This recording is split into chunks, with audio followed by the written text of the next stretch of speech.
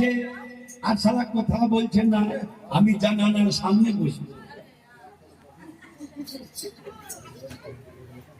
উপর থেকে ধপ করিয়া মাথাতে কি করিল আগে মাই লাঠা লাঠা লাগছে আবার করিয়া করিয়া ও শালা ডোমেনি রে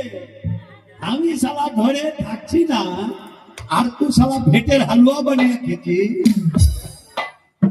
এই শালা ভেটের হালুয়া খেতে পেল না আর এ বাসি হালুয়া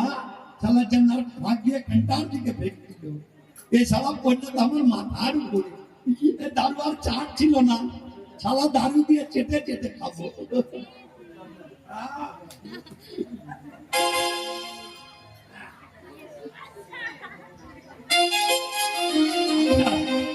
এছাড়া হালুয়া থাকবে